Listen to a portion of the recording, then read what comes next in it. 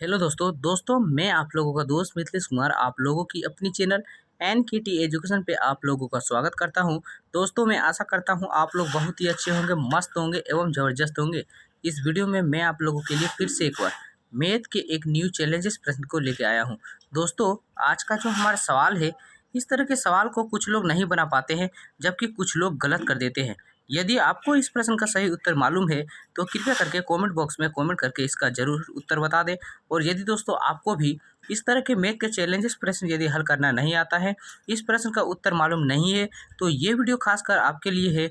कृपया करके आप इस वीडियो को अंत तक जरूर देखिएगा। यदि आप इस वीडियो को अंत तक देख लेते हैं तो आपको इस प्रश्न का सही उत्तर तो मालूम चल जाएगा, लेकिन साथ ही साथ दोस्तों यदि आपके सामने फिर कभी दोबारा इस तरह के मैथ के चैलेंजेस प्रश्न यदि आता है तो आप उस प्रश्न को बहुत ही कम समय में आसानी से बना लीजिएगा। तो चलिए दोस्तों ज़्यादा टाइम को वेस्ट ना करते हुए हम लोग अपनी इस वीडियो को स्टार्ट करते हैं।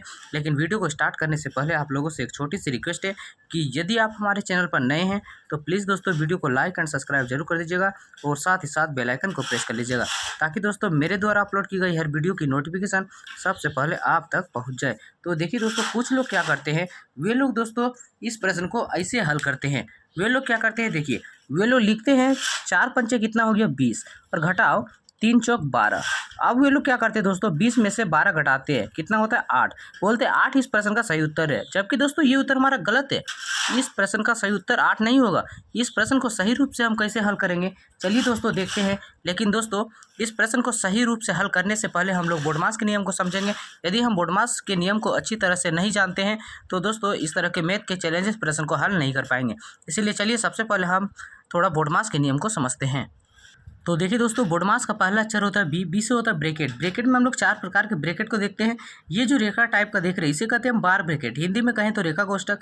इसे कहते हैं सबसे छोटी ब्रैकेट, इसे मिडिल ब्रैकेट, और अंत में जो देख रहे हैं दोस्तों इसे कहते हैं हम सबसे बड़ी ब्रैकेट। देखिए दोस्तों यदि हमारा प्रश्न में कहीं भी यदि इन चारों में से किसी भी ब्रैकेट का चिन्ह दिया हुआ रहता है तो हम लोग क्या करते हैं, इन सभी चिन्हों में से सबसे पहले ब्रैकेट वाली संख्या का काम करते हैं। वो भी क्या दोस्तों, 4 प्रकार का जो ब्रैकेट देख रहे हैं प्रत्येक का हम बारी बारी से काम करते हैं। सबसे पहले रेखा कोष्टक का, फिर छोटी ब्रैकेट, फिर मिडिल ब्रैकेट और अंत में हम सबसे बड़ी ब्रैकेट का काम करते हैं। तो देखते दोस्तों हमारा प्रश्न में रेखा कोष्टक का चिन्ह दिया हुआ है, तो हम लोग क्या करेंगे, इस प्रश्न में सबसे पहले रेखा कोष्टक वाली संख्या का काम करेंगे। अब देखिए दोस्तों अगला आता है ओ। ओ से होता है ओफ, ओफ यानी का और का यानी गुना। तो देखिए का चिन्ह, तो का चिन्ह हमारा प्रश्न में नहीं दिया हुआ है, तो हम लोग क्या करेंगे, इसे छोड़कर आगे बढ़ जाएंगे। अब देखिए दोस्तों अगला आता है डी। डी से होता है डिवीजन यानी भाग। तो भाग का चिन्ह देखें तो भाग का चिन्ह भी हमारे प्रश्न में नहीं दिया हुआ है, तो हम लोग क्या करेंगे, इसे भी छोड़कर आगे बढ़ जाएंगे। अब देखिए दोस्तों अगला आता है एम। एम से होता है मल्टीप्लाई यानी गुना। तो गुना का चिन्ह देखें तो गुना का चिन्ह दिया हुआ है, तो हम लोग क्या करेंगे दोस्तों, अपने इस प्रश्न में इस ब्रैकेट का काम करने के बाद हम गुना का काम करेंगे।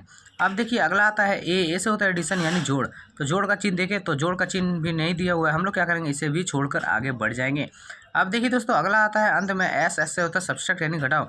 तो घटाव का चिन्ह देखें तो घटाव का चिन्ह दिया हुआ है, लेकिन इसके ऊपर रेखा कोष्टक का चिन्ह दिया हुआ है, तो जिसका हम काम सबसे पहले करेंगे। तो चलिए दोस्तों अब टाइम को वेस्ट ना करते हुए हम लोग अपने इस प्रश्न को हल करते हैं। तो देखिए दोस्तों इसमें हम लोग क्या करेंगे, सबसे पहले रेखा कोष्टक वाली संख्या का काम करेंगे। तो देखिए रेखा कोष्टक वाली संख्या का काम करते हैं, तो हम 4 का 4 उतार दिए। अब देखिए 5 में से 3 घटाएंगे, कितना बचा 2। अब गुना 4, ठीक है। आप क्या करेंगे दोस्तों, इन तीनों को गुना कर देंगे, तो 4 दूनी 8 और 8 चौक कितना हो गया दोस्तों 32। तो 32 जो है दोस्तों इस प्रश्न का क्या है, सही उत्तर है। तो दोस्तों आप लोगों के सामने फिर कभी दोबारा इस तरह के मैथ के चैलेंजेस प्रश्न यदि आता है तो आप बिल्कुल इसी तरह से बोडमास के नियम को पालन करते हुए बना लीजिएगा। यदि कोई प्रॉब्लम हो तो कमेंट बॉक्स में कमेंट करके जरूर पूछ लीजिएगा। और दोस्तों यदि वीडियो को देखने में अच्छा लगा हो तो प्लीज़ दोस्तों वीडियो को लाइक एंड सब्सक्राइब जरूर कर दीजिएगा।